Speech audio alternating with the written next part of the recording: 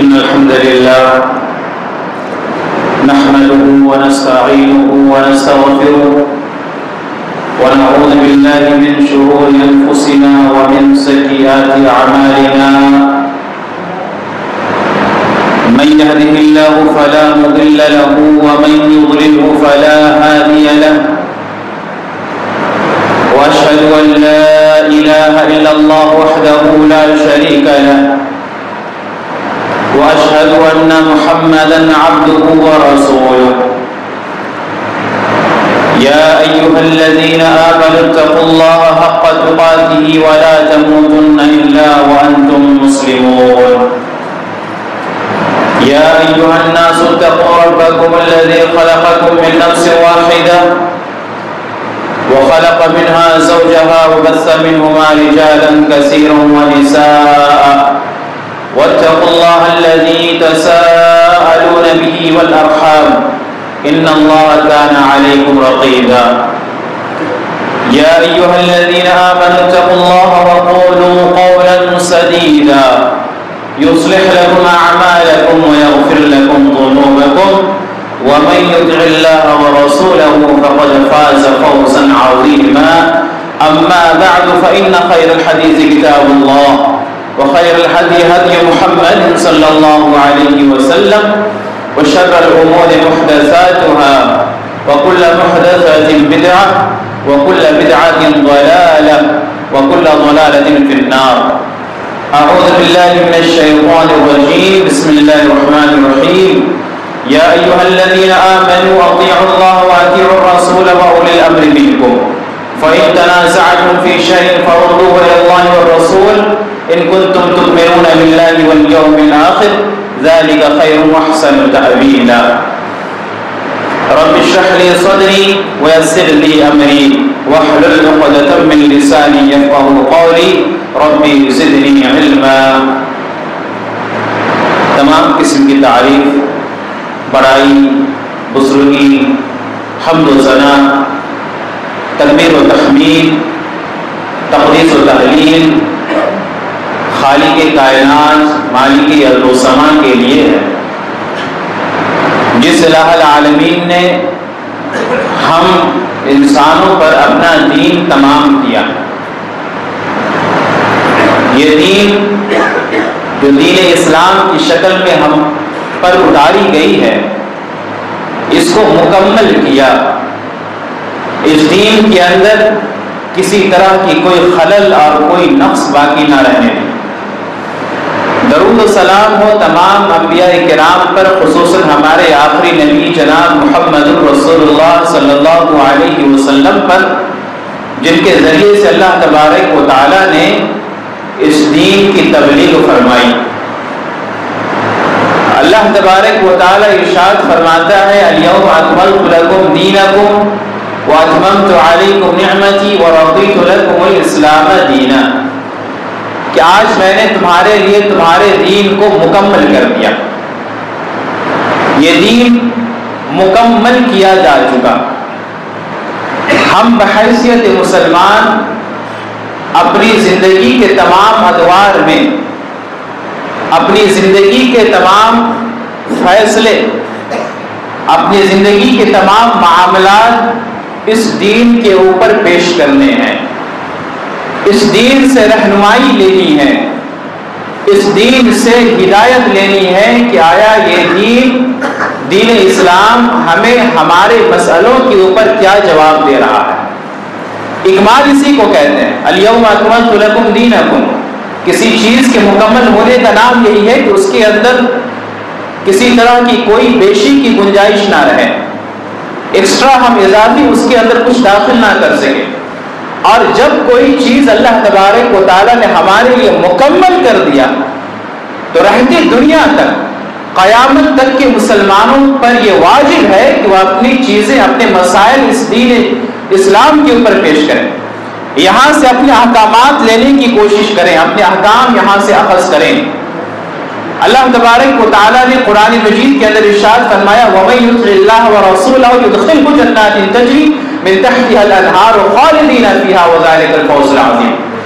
اگر ہم اپنے مسائل، احکام دین شریعت اور اس اسلام کے اوپر پیش کرتے ہیں تو یقیناً یہی معنی ہے اللہ اور اس کے رسول صلی اللہ علیہ وسلم کی اطاعت کرنے کا۔ اللہ تبارک و تعالیٰ نے اپنی اطاعت کرنے والوں کے بارے میں اور اللہ کے نبی صلی اللہ علیہ وسلم کی اطاعت کرنے والوں کے بارے میں جو خوشخبری سنائی ہے، یدخلہ جنات تجری من تحتها الانہار وذلک الفوز العظیم، کہ اللہ ان کو ایسی جنتوں میں داخل کرے گا جن کے نیچے نہریں بہ رہی ہوں گی، اور یہی حقیقی کامیابی ہے، بڑی کامیابی ہے۔ لیکن اگر ہم اس کے برعکس جاتے ہیں، اگر ہم نے دین کے اندر کچھ نقص سمجھا ہوا ہے کہ دین ہمارے لیے مکمل نہیں ہوئی ہے، نعوذ باللہ من ذلک، ہم دین کے اندر اپنی طرف سے کچھ اضافہ کریں گے، ہم کچھ بڑھائیں گے، اگر ہم ایسا کرتے ہیں تو گویا کہ ہم نے اللہ اور اس کے رسول صلی اللہ علیہ وسلم کی نافرمانی اس اعتبار سے کہ اللہ تبارک و تعالیٰ کا واضح فرمان ہے کہ الیوم اکملت لکم دینکم، کہ میں نے تمہارے لیے تمہارے دین کو مکمل کر دیا۔ اب اسے نامکمل سمجھنے کی صورت میں ہم اللہ کی آیتوں کا انکار کرنے والے بن رہے ہیں، اور جو شخص ایسا کرتا ہے وَمَن يَعْصِ اللَّهَ وَرَسُولَهُ وَيَتَعَدَّ حُدُودَهُ، کہ جو اللہ تبارک و تعالیٰ کی اور اللہ کے نبی صلی اللہ علیہ وسلم کی نافرمانی کرتا ہے اور حد سے بڑھ جاتا ہے، اللہ تبارک و تعالیٰ اسے جہنم کے اندر داخل کرے گا، وہ اس میں ہمیشہ ہمیشہ رہے گا۔ وَلَهُ عَذَابٌ مُّهِينٌ، اور اس کے لیے دردناک عذاب ہے، رسوا کن عذاب ہے۔ تو یہ معنی ہے دین اسلام کے مکمل ہو جانے کا، کہ ہمیں چاہیے کہ ہم اپنے مسائل، ہم اپنی عبادتیں دین اسلام پر پیش کریں، ہم اس سے سوال کریں کہ اس عبادت کے بارے میں تمہاری کیا رائے ہے، یہ دین اسلام ہمیں کیا جواب دیتا ہے، یہ شریعت ہمیں کیا بتاتی ہے۔ ظاہر سی بات ہے اس شریعت کے پاس اللہ تبارک و تعالیٰ نے تمام امور کا حل بیان فرمایا۔ اب اگر چند سو سالوں کے بعد کچھ لوگ پیدا ہوئے، ان لوگوں نے یہ دعویٰ کیا کہ دین اسلام مکمل نہیں ہوئی ہے، دین اسلام کے اندر نقص ہے، دین اسلام کے اندر کمی ہے، ہمیں کچھ مزید عبادتوں کا اضافہ کرنا چاہیے، تو گویا کہ ایسے لوگوں نے دین اسلام کے اندر نئی نئی بدعات کو جنم دیا۔ بدعات کسے کہتے ہیں؟ بدعات کی تعریف کرتے ہوئے محدثین کہتے ہیں کہ اللہ کے نبی صلی اللہ علیہ وسلم کی وفات کے بعد، خلفائے راشدین کی وفات کے بعد، اس دین اسلام کے اندر ثواب کی نیت سے اگر کوئی عمل ایجاد کر لیا گیا تو وہ بدعت ہے۔ اس دین کے اندر نئی رائج شدہ چیزیں ہیں دین اسلام کے اندر، یہ نقطہ ہمیشہ یاد رہنی چاہیے۔ دین اسلام کے اندر اس امور میں من احدث فی امرنا ھذا ما لیس منہ، جس نے ہمارے معاملے میں اس دین کے اندر کوئی باتیں ایجاد کر لی، وہ رد کر دی جائے گی۔ دنیا کی بات نہیں ہو رہی ہے، دنیا کی باتیں نہیں ہو رہی ہے، دین اسلام کے اندر اگر کسی نے کوئی چیز رائج کر لی اور اس کے رائج کرنے کا مقصد یہ ہے کہ ہم اس میں ثواب کی امید رکھتے ہیں، تو ایسے لوگوں نے اس دین اسلام کے اندر گویا کہ بدعات کو جنم دیا، اور یہ بدعت نہ حسنہ ہوتی ہے نہ سیئہ ہوتی ہے، بدعت ہوتی ہے ہمیشہ سیئہ ہوتی ہے، بری ہوتی ہے۔ امام مالک بن انس رحمہ اللہ کہتے تھے من ابتدع فی الاسلام بدعۃ یراها حسنۃ فقد زعم ان محمد صلی اللہ علیہ وسلم خان الرسالہ، کہ جس نے دین اسلام کے اندر کوئی بدعت ایجاد کی اور اس کا گمان یہ ہے کہ یہ بدعت حسنہ ہے، بدعت حسنہ کچھ نہیں ہوتی ہے۔ جب ہم لوگوں نے اسے بدعت کہا تو پھر ہم اسے حسنہ کیسے کہہ سکتے ہیں؟ اس نے گمان کیا کہ یہ بدعت حسنہ ہے، تو گویا کہ اس نے یہ عقیدہ رکھا کہ فقد زعم ان محمد صلی اللہ علیہ وسلم خان الرسالہ، کہ اللہ کے نبی صلی اللہ علیہ وسلم نے رسالت کا حق ادا نہیں کیا، انہوں نے رسالت کی تبلیغ میں خیانت سے کام لیا، نعوذ باللہ من ذلک۔ تو دین کے اندر بدعت کے ایجاد کرنے والوں کا یہ گمان ہوتا ہے کہ گویا کہ اللہ کے نبی صلی اللہ علیہ وسلم نے دین اسلام کی تبلیغ میں خیانت کی، مکمل باتیں ہم تک نہیں پہنچائی، ہم سے کچھ باتوں کو انہوں نے چھپا لیا، حالانکہ اللہ کے نبی صلی اللہ علیہ وسلم نے ارشاد فرمایا ما یقربکم کل شیء ما یقربکم الی اللہ ویبعدکم عن النار الا وقد امرتکم بہ، کہ وہ تمام چیزیں جو تمہیں اللہ تبارک و تعالی سے قریب کر دیں اور جہنم سے دور کر دیں، مگر یہ کہ میں نے اس کے بارے میں تمہیں خبر دے دیا، تمہیں آگاہی دے دی۔ وَكُلُّ شَيْءٍ یبعدکم عن اللہ ویقربکم من النار، اور وہ تمام چیزیں جو تمہیں اللہ تبارک و تعالی سے دور کر دے اور جہنم سے قریب کر دے، الا وقد نہیتکم عنہ، مگر یہ کہ میں نے اس سے تمہیں آگاہی دے دی، میں نے تمہیں باز رہنے کی تلقین کر دی۔ تو جتنے بھی نیک اعمال ہیں جو آج شریعت نے ہمیں بتائی ہیں، یہ تمام کے تمام نیک اعمال، اعمال حسنہ اللہ کے نبی صلی اللہ علیہ وسلم کے زبان اقدس سے صادر ہونے والے اعمال ہیں۔ اللہ کے نبی صلی اللہ علیہ وسلم کی وفات کے بعد اب اگر کسی نے اس پیالی کے اندر، اس دین کے اندر جو مکمل کیا گیا اپنی طرف سے کچھ بات ڈالنے کی کوشش کی، تو گویا کہ اس نے یہ عقیدہ رکھا کہ اللہ کے نبی صلی اللہ علیہ وسلم نے تمام چیزیں ہم تک نہیں پہنچائی۔ اللہ کے نبی صلی اللہ علیہ وسلم کے پاس وہ 3 لوگ آتے ہیں، اما عائشہ صدیقہ رضی اللہ تعالیٰ عنہ کے پاس آتے ہیں، اللہ کے نبی صلی اللہ علیہ وسلم کی عبادتوں کے بارے میں سوال کرتے ہیں کہ آپ صلی اللہ علیہ وسلم کی عبادتیں کیسی ہیں۔ بتایا جاتا ہے کہ آپ کی عبادتیں ایسی ہیں، آپ کی عبادتوں کے بارے میں خبر دیا جاتا ہے۔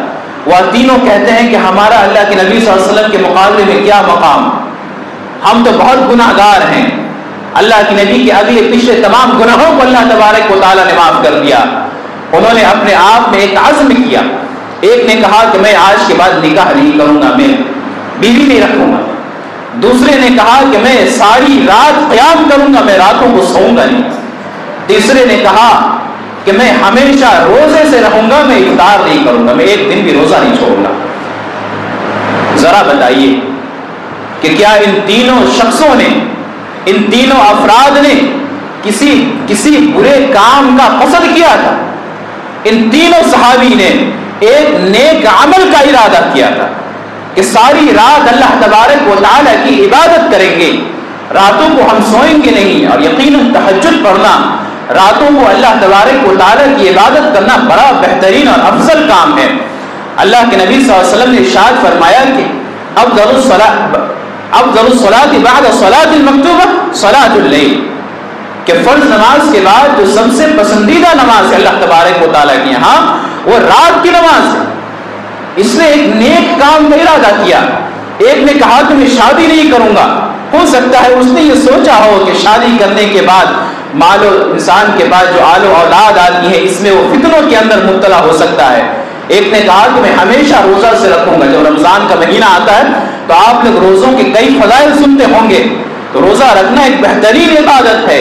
لیکن اللہ کے نبی صلی اللہ علیہ وسلم کو جب یہ بات معلوم ہوئی تو آپ صلی اللہ علیہ وسلم نے ان تینوں کو بلایا اور ان تینوں کی سرزنش کی ان کے ان عزم کے اوپر، کہا کہ میں تمہارے درمیان سب سے زیادہ اللہ تبارک و تعالیٰ سے ڈرنے والا ہوں، میرے اندر سب سے زیادہ تقویٰ ہے اللہ تبارک و تعالیٰ کی، میرے جیسا تقویٰ تمہارے اندر نہیں ہے، لیکن میں نے شادیاں بھی کی ہیں، میرے پاس بیویاں بھی ہیں، میں راتوں کو سوتا بھی ہوں اور راتوں کو جاگتا بھی ہوں، میں روزہ بھی رکھتا ہوں اور افطار بھی کرتا ہوں، روزہ چھوڑتا بھی ہوں۔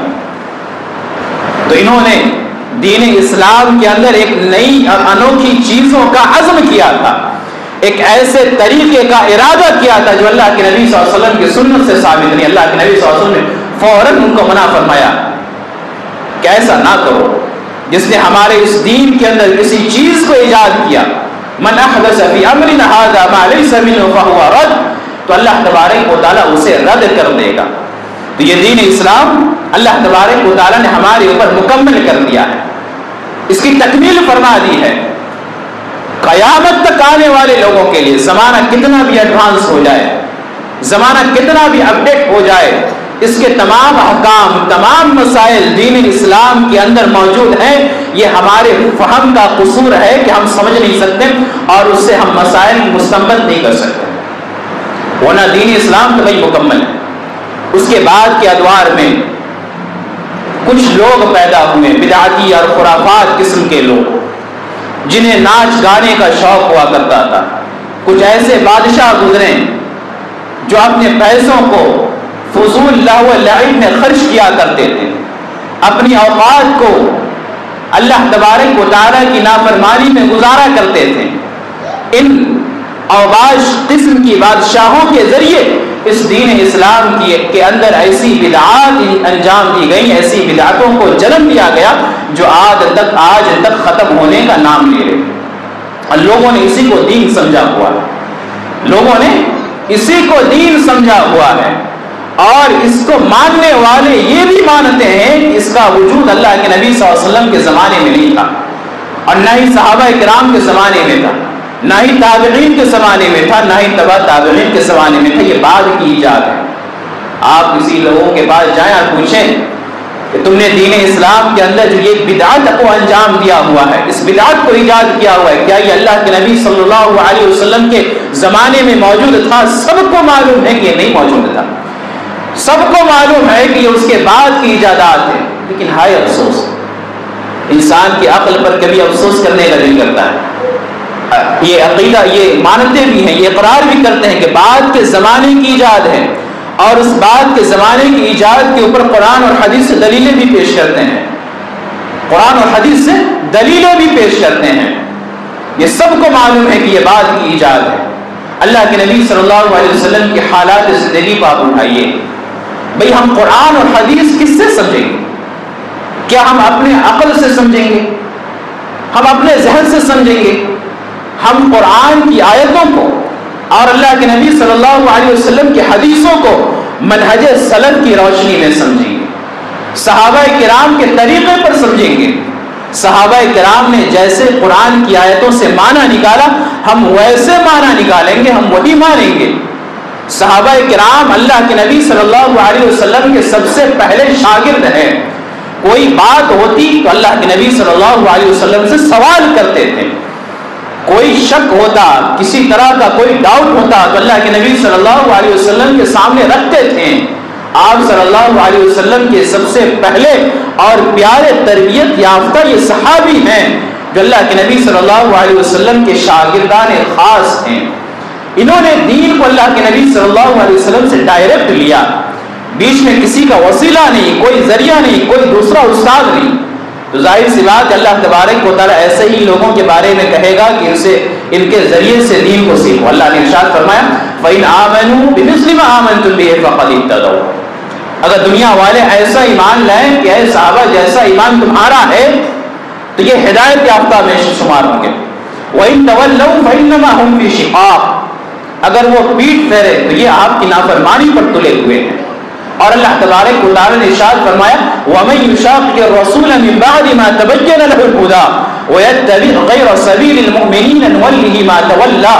جو اللہ تبارک و تعالی کے جو محبوب بندے ہیں، صحابہ کرام جو مومنوں کی جماعت ہے، اگر کوئی ان جماعت کے راستے کے علاوہ دوسرے راستے کی پیروی کرتا ہے نُوَلِّهِ مَا تَوَلَّىٰ، تو ہم اسے اسی راستے کی طرف پھیر دیتے ہیں جس طرف وہ رک کر کے جا رہا. وَنُصْلِهِ جَهَنَّمَ وَسَاءَتْ مَصِيرًا. اور ہم اسے جہنم کے اندر داخل کریں گے، بہت برا ٹھکانہ. تو قرآن مجید کی آیتوں کی تفاسیر، قرآن مجید کی آیتوں کی توضیح اور اس کا مکمل بیان ہم صحابہ کرام سے اخذ کریں گے. صحابہ کرام نے قرآن کی آیتوں سے کیا سمجھا، قرآن کی آیتوں کی کیا تفسیر کی، اور اللہ کے نبی صلی اللہ علیہ وسلم کے احادیث کے بارے میں ان کی کیا رائے تھی. اسی بات کو ہم اپنی زندگی میں نافذ کریں گے. ورنہ اگر ہم نے اپنے عقلوں سے اور اپنے ذہنوں سے مسائل نکالنے شروع کر دیا تو پھر ہم گمراہ ہو جائیں گے. آج دنیا کے اندر جتنی بھی گمراہ فرقے ہیں، یہ تمام گمراہ فرقے اپنے مسائل کہاں سے لیتے ہیں؟ یہ تمام کے تمام اپنے مسائل قرآن کی آیتوں سے نکالتے ہیں، اللہ کے نبی صلی اللہ علیہ وسلم کی احادیث سے نکالتے ہیں، لیکن منہج سلف کی روشنی میں نہیں نکالتے. یہ اپنے عقل سے نکالتے ہیں، ان آیتوں میں اپنے عقل کے گھوڑے دوڑاتے ہیں. صحابہ کرام کے راستے سے یا صحابہ کرام کے طریقے سے نہیں نکالتے. کوئی فرقہ آپ دیکھ لیجیے، جتنے گمراہ فرقے ہیں، اشاعرہ ہو، معتزلہ ہو، قدریہ ہو، جہمیہ ہو، شیعہ ہو، قادیانی ہو، جو بھی ہو، تمام کے تمام اپنے مسائل قرآن کی آیتوں سے نکالتے ہیں. لیکن یہ تمام کے تمام فرقے گمراہ ہوئے. کیوں گمراہ ہوئے؟ کیونکہ انہوں نے اپنے مسائل کو اخذ کرنے میں منہج سلف کی پیروی نہیں کی. اللہ تبارک و تعالیٰ نے یہ کہا فَإِنْ آمَنُوا بِمِثْلِ مَا آمَنْتُمْ بِهِ فَقَدِ اهْتَدَوْا. اگر دنیا والے ایسا ایمان لائے جیسا تمہارا ایمان ہے صحابہ کی جماعت، تو وہ ہدایت یافتہ ہو سکتے. انہوں نے اپنے مسائل کو صحابہ کرام کے طریقے کے مطابق نہیں نکالا. صحابہ کرام کے راستے کے مطابق نہیں نکالا، یہ گمراہ ہو گئے تمام فرقے۔ تو اگر ہم اپنے عقل سے مسائل نکالنے لگیں تو پھر ہم بھی گمراہ ہو سکتے ہیں۔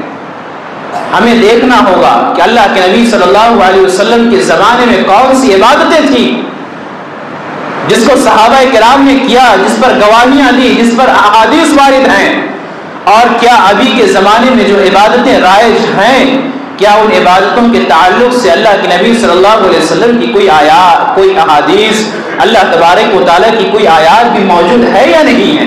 جیسا کہ ہم نے شروع میں کہا کہ ان بدعتوں کے ماننے والوں کا یہ عقیدہ بھی ہے کہ یہ بدعتیں بعد کے زمانے کی رائج ہیں، اور جب مانتے ہیں کہ بعد کے زمانے کی رائج ہیں تو اس کے اوپر قرآن اور حدیث سے بھی دلیلیں کیسے نکال رہے ہیں؟ اس کے اوپر تو دلیلیں ملنی بھی نہیں چاہیے، اور جب دلیلیں نہیں ہیں تو پھر ہم ان اعمال کو انجام کیوں دے رہے ہیں؟ ہم ان اعمال کو انجام کیوں دے رہے ہیں؟ اللہ کے نبی صلی اللہ علیہ وسلم کے سے محبت کے نشے میں آپ صلی اللہ علیہ وسلم کے ساتھ عشق کا دم بھرنے والے لوگ سال میں ایک دن جشن مناتے ہیں، آپ صلی اللہ علیہ وسلم سے محبت کا دعویٰ کرتے ہیں اور سمجھتے ہیں کہ یہ ہمیں جنت میں لے جانے کے لیے کافی۔ ہم کسے دھوکہ دے رہے ہیں؟ ہم کسے دھوکہ دے رہے ہیں جنت میں جانے کے لیے؟ اللہ تبارک و تعالیٰ کو تو ہم ہرگز دھوکہ نہیں دے سکتے۔ اور کیا سال میں ایک دن اللہ کے نبی صلی اللہ علیہ وسلم کی محبت کا دم بھرنا ہمارے لیے کافی ہے؟ وہ نبی صلی اللہ علیہ وسلم کہ ہم جہنم کے کنارے میں تھے، جس نے ہمیں کھینچ کر اس راستے سے ہٹایا، جس نے ہمیں جنت کے راستے پر لگایا، جس نے ہمیں اللہ تبارک و تعالیٰ کی معرفت دی، جس نے ہمارے سامنے تمام اعمال خیر کو بتا دیا، ان تمام چیزوں کی آگاہی فرما دی جو ہمیں اللہ کو ناراض کرتی ہے، جس نے جنت اور جہنم کا تصور ہمارے سامنے رکھ دیا، جنت کی نعمتوں کا ذکر کیا، جہنم میں پائی جانے والی عذاب اور سختیوں کا تذکرہ ہمارے لیے کر دیا۔ اس نبی صلی اللہ علیہ وسلم کا ذکر اور اس نبی صلی اللہ علیہ وسلم سے محبت کا دم ہم صرف ایک دن بھرتے ہیں، سال کے اندر صرف ایک دن ہم نکلتے ہیں اللہ کے نبی صلی اللہ علیہ وسلم کے نام لے کر، آپ صلی اللہ علیہ وسلم کے نام کا پرچم اٹھا کر محلوں میں گھومتے ہیں، سڑکوں پر گھومتے ہیں اور اللہ کے نبی صلی اللہ علیہ وسلم کے عاشق ہونے کا دعویٰ کرتے ہیں۔ اگر ہم اپنی زندگی کے اندر نظر ڈال لیں تو یقیناً رب کعبہ کی قسم ہم کہہ سکیں گے کہ ہم اللہ کے نبی صلی اللہ علیہ وسلم کے سچے محب نہیں ہیں۔ اللہ کے نبی صلی اللہ علیہ وسلم کی حالات زندگی دیکھیے، زیادہ ڈیپلی جانے کی ضرورت نہیں ہے۔ آپ صلی اللہ علیہ وسلم قریب الموت ہیں، آپ صلی اللہ علیہ وسلم جان کنی کے عالم میں ہیں، کبھی بھی روح پرواز کر سکتی ہے۔ آپ صلی اللہ علیہ وسلم کہہ رہے ہیں الصلاۃ الصلاۃ وما ملکت ایمانکم، کہ اے امت کے لوگوں نماز کو قائم کرتے رہنا، نماز کو قائم کرتے رہنا، اور جو تمہارے ماتحت ہیں ان کے ساتھ احسان و سلوک کرنا۔ اللہ کے نبی صلی اللہ علیہ وسلم آخری وقت میں نماز کی تلقین کر رہے ہیں، آپ نمازوں کا حکم دے رہے ہیں۔ آپ صلی اللہ علیہ وسلم کے اوپر غشی طاری ہو جاتی تھی قریب الموت، جب آپ جس بیماری میں اللہ کے نبی صلی اللہ علیہ وسلم کی وفات ہوئی، اس بیماری میں اللہ کے نبی صلی اللہ علیہ وسلم کے اوپر غشی طاری ہو جا رہی ہے، آپ صلی اللہ علیہ وسلم اٹھتے ہیں، غسل کرتے ہیں، دوبارہ بے ہوش ہو جاتے ہیں، لیکن ایسی حالتوں میں بھی اللہ کے نبی صلی اللہ علیہ وسلم کی زبان پر بس ایک ہی فکر ہے، هل صلی الناس، کیا لوگوں نے نمازیں ادا کر لی؟ آج یہ نماز جیسی اہم عبادت ہماری زندگی کے اندر ہے کیا؟ یہ نماز جیسی اہم عبادت ہماری زندگی کے اندر نہیں ہے۔ ہم نے صرف جمعہ اپنے آپ کو نمازوں کا پابند بنایا ہوا ہے بس، اور بہت سارے لوگ تو جمعے کی بھی پابندی نہیں کرتے، خیر ان کو جانے، ان کا ایمان جانے۔ تو ہماری زندگی کے اندر اللہ کے نبی صلی اللہ علیہ وسلم کی تعلیمات نہیں ہیں، لیکن جب موقع آتا ہے بھنگڑے ڈالنے کا، عیش پرستی کرنے کا، موج کرنے کا، عیاشی کرنے کا، تو ہم دم بھرتے ہیں محب رسول ہونے کا، ہم دم بھرتے ہیں عاشق رسول ہونے کا۔ تعصی الہ وانت تظہر حبہ، کہ تم اپنے معبود کی نافرمانی کرتے ہو اور اس کے ساتھ محبت کا دم بھرتے ہو، یہ کیسی محبت ہے؟ ان المحب لمن یحب مطیع، محبوب تو وہ ہوتا ہے جو اپنے محبوب کی تمام باتوں کو مان لے، اپنے محبوب کی تمام باتوں کو مان لے۔ ابھی کے زمانے میں یہ ہم لوگوں سے زیادہ اچھا کون سمجھ سکتا ہے؟ ہم لوگوں سے زیادہ اچھا اس بات کو کون سمجھتا ہے؟ آپ کو ایک کال آئے گا، کال سے آپ کا محبوب کہے کہ فلاں کام کرنا ہے، فلاں جگہ آنا ہے، اب آپ بن ٹھن کر چلے جائیں گے اپنے محبوب کے پاس۔ لیکن جب اللہ کے نبی صلی اللہ علیہ وسلم کی جب دعوت آتی ہے، آپ صلی اللہ علیہ وسلم کا پیغام آتا ہے، تو ہمارے قدم تک حرکت نہیں کرتے کہ ہم اللہ کے نبی صلی اللہ علیہ وسلم کی باتوں کو عمل میں لائیں، اور ہم دعویٰ کرتے ہیں اللہ کے نبی صلی اللہ علیہ وسلم سے محبت کرنے کا۔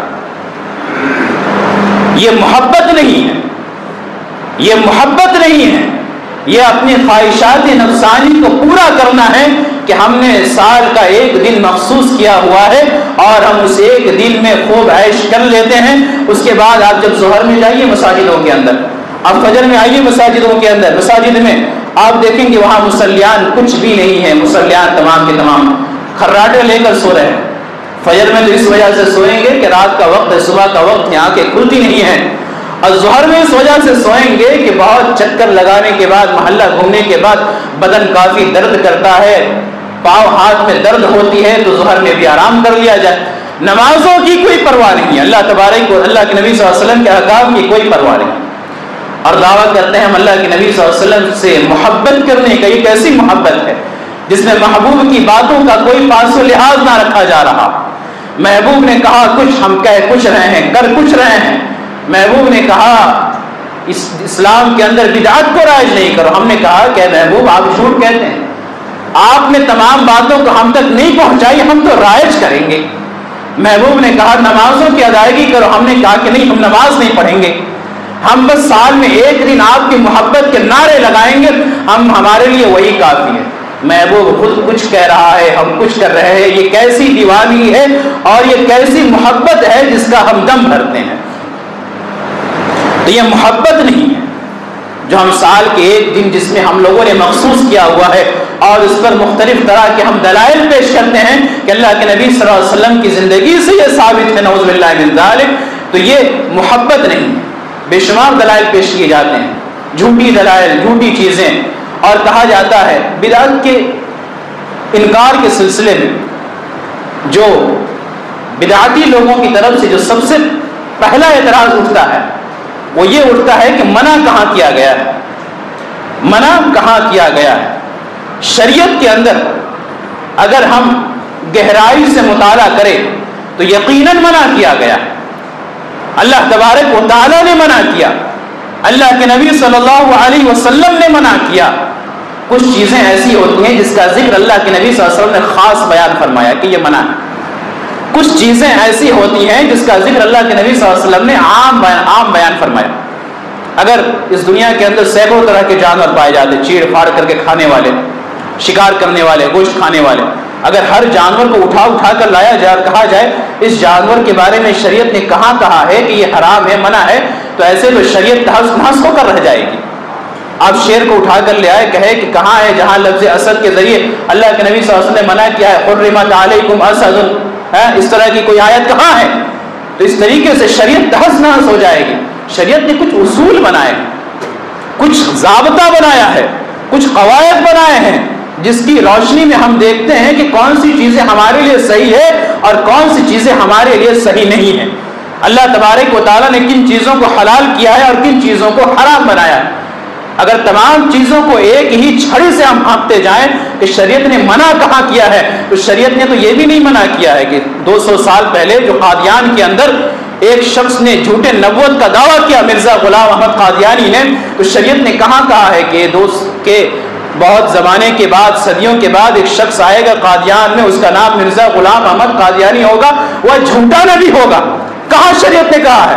شریعت نے ایک اصول دیا ہے، شریعت نے ایک ضابطہ بنایا ہے، اللہ تبارک و تعالیٰ نے ایک اصول بنایا، وما محمد ابا احد من رجالکم ولکن رسول اللہ خاتم النبیین، کہ محمد صلی اللہ علیہ وسلم اللہ کے رسول اور خاتم النبیین ہیں، آخری نبی ہیں۔ یہ ایک اصول ہے، اس اصول کی روشنی میں کوئی بھی شخص آ کر یہ دعویٰ کرے کہ میں نبی ہوں تو ہم کہیں گے کہ نعوذ باللہ من ذالک، تم نبی نہیں ہو، تم جھوٹے ہو، تم کذاب۔ یہ شریعت نے اصول بنایا ہے۔ اگر اس طریقے سے ہم لیتے جائیں کہ شریعت نے منع کہاں کیا ہے تو قیامت تک نہ جانے کون کون سی بدعات اس دنیا کے اندر رائج ہو جائیں گی، اور پھر ہم یہی کہتے رہ جائیں گے کہ شریعت نے منع کہاں کیا، شریعت نے منع کیا ہے، شریعت نے منع کیا ہے۔ اللہ کے نبی صلی اللہ علیہ وسلم نے ارشاد فرمایا من عمل عملا لیس علیہ امرنا فہو رد، کہ جس نے ایسا عمل کیا جس کا ہم نے حکم نہیں دیا تو وہ عمل رد کر دیا جائے گا، وہ عمل مردود ہے، وہ عمل رد کر دیا جائے گا۔ تمام عبادتوں کے اندر فقہا نے ایک اصول یہ بنایا ہے کہ عبادت کے تعلق سے یا عبادت کے کرنے کے سلسلے میں ہمیں دلیلوں کی ضرورت پڑتی ہے۔ عبادت وہ چیز عبادت نہیں ہے اس کے لیے دلیل نہیں چاہیے، کون سی چیز عبادت ہے اس کے لیے ہمیں دلیل چاہیے۔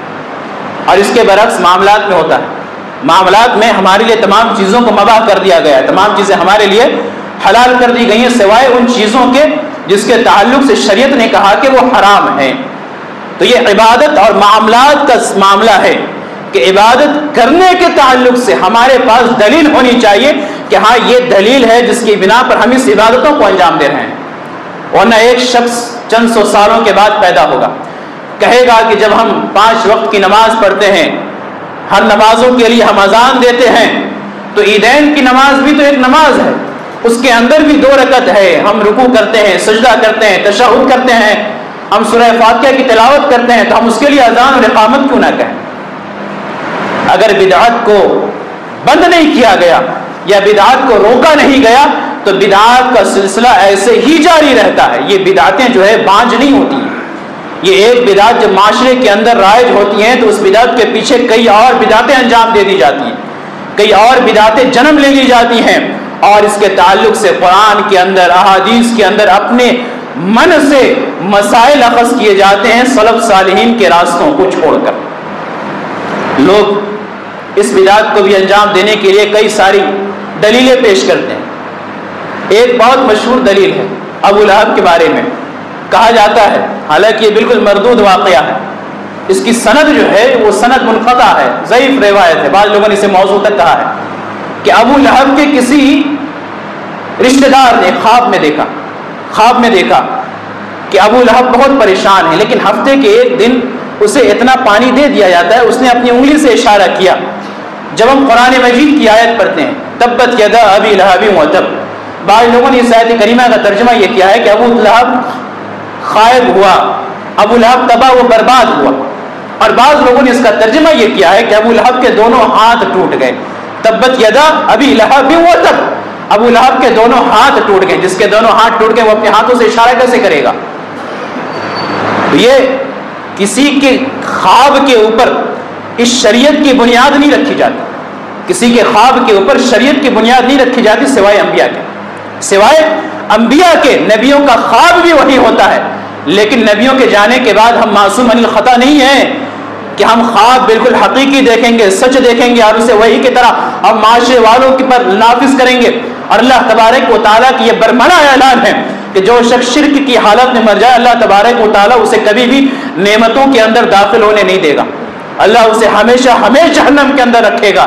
ذرا سا پانی کا مل جانا یہ گویا کہ جہنم والوں کے لیے اور ہمیشہ جہنم میں رہنے والوں کے لیے ایک بڑی نعمت ہوگی اگر کسی کو ذرا سا پانی مل جا رہا ہے۔ جس طرح کے بے شمار انہوں نے واقعات گڑھے اور اللہ تبارک و تعالیٰ کی آیتوں سے اپنے من کے مطابق استدلال کیا اور پھر دلیلیں دینے لگے، اپنے دلیلوں کو مضبوط کرنے لگے، اپنے بدعات کو مضبوط کرنے لگے کہ دیکھو یہ آیتیں ہیں اور یہ حدیثیں ہیں۔ حالانکہ تمام چیزیں اللہ کے نبی صلی اللہ علیہ وسلم کے زمانے کے بعد کی رائج ہیں۔ اگر ہم حقیقی مومن ہیں، حقیقی مسلمان ہیں، اللہ کے نبی صلی اللہ علیہ وسلم کے ماننے والے ہیں، تو اللہ کے نبی صلی اللہ علیہ وسلم کی زندگی کے نمونوں کو اپنی زندگی میں نافذ کیجیے۔ اللہ تبارک و تعالیٰ نے اللہ کے نبی صلی اللہ علیہ وسلم کی زندگی کو ہمارے لیے اسوہ بنایا ہے، ہمارے لیے نمونہ بنایا ہے۔ آج ہماری عبادات میں سنتیں نہیں دکھتی ہیں، ہماری عبادتوں کے اندر سنتیں نہیں دکھتی ہیں، ہمارے معاملات میں سنتیں نہیں دکھتی ہیں، ہم جھگڑا کرتے ہیں، ہم ایک دوسرے کو دھوکہ دیتے ہیں۔ اگر کوئی نادان اور معصوم قسم کا شخص ہم سے معاملہ کرنے آتا ہے تو ہم چاہتے ہیں کہ کسی طریقے سے اسے ٹھگ لیا جائے، اس سے کچھ حق لے لیا جائے، کچھ مار لیا جائے، اس کے مال کو غصب کر لیا جائے۔ آج ہمارے معاملات کے اندر سنتیں نہیں ہیں، ہماری عبادتوں کے اندر سنتیں نہیں ہیں، ہمارے عقائد کے اندر سنتیں نہیں ہیں۔ آج ہمارا عقیدہ کتاب اور سنت کے عقیدے کے برخلاف ہے، متصادم ہے، ٹکراتا ہے۔ ہم نے ایسا عقیدہ بنایا ہوا ہے جس کے منع کرنے کے لیے اللہ کے نبی صلی اللہ علیہ وسلم کو بھیجا گیا، اور وہ تمام عقائد آج ہم لوگوں نے اپنی زندگی میں نافذ کیا ہوا ہے۔ تو اگر ہم حقیقی مسلمان اور حقیقی مومن ہونے کا دعویٰ کرتے ہیں، اللہ کے نبی صلی اللہ علیہ وسلم سے محبت کرنے کا دعویٰ کرتے ہیں، تو اپنی عبادتوں کو درست کیجیے، اپنی عبادتوں کو درست کیجیے، اور خاص کر وہ عبادتیں جس کا ذکر اللہ کے نبی صلی اللہ علیہ وسلم نے خصوصی طور پر بیان فرمایا، ان عبادتوں کو انجام لانے کی کوشش کیجیے، ان عبادتوں کو اپنی زندگی میں نافذ کیجیے۔ نمازوں کا اہتمام کیجیے، روزوں کا اہتمام کیجیے، صدقات و زکوٰۃ کا اہتمام کیجیے، اپنے معاملات کو درست کیجیے ایک دوسروں کے ساتھ۔ اللہ کے نبی صلی اللہ علیہ وسلم گالی گلوچ دینے والے نہیں تھے، آپ صلی اللہ علیہ وسلم بازاروں میں اونچی آواز سے بات کرنے والے نہیں تھے، آپ صلی اللہ علیہ وسلم کسی کا دل دکھانے والے نہیں تھے۔ اللہ کے نبی صلی اللہ علیہ وسلم انتہائی ملنسار، تواضع رکھنے والے، خاکساری رکھنے والے انسان تھے۔ لیکن آج ہمارے معاشرے کے اندر کیا ہوتا ہے؟ ہم لوگوں نے معاملات میں، اخلاق اور آداب میں اللہ کے نبی صلی اللہ علیہ وسلم کے اسوہ کو اور آپ صلی اللہ علیہ وسلم کے نمونوں کو چھوڑا ہوا ہے۔ ہمیں چاہیے کہ ہم ان تمام چیزوں میں اللہ کے نبی صلی اللہ علیہ وسلم کے نمونے کی پیروی کریں۔ اللہ تبارک و تعالیٰ سے دعا ہے کہ اللہ تبارک و تعالیٰ ہمیں اللہ کے نبی صلی اللہ علیہ وسلم کے راستے پر اور اللہ کے نبی صلی اللہ علیہ وسلم کے اسوہ پر چلنے کی توفیق عطا فرمائے۔ الہ العالمین ہمیں کتاب اور سنت سے معاملات کو ویسے ہی لینے کی توفیق عطا فرما جیسا کہ صحابہ کرام نے اللہ کے نبی صلی اللہ علیہ وسلم سے لیا۔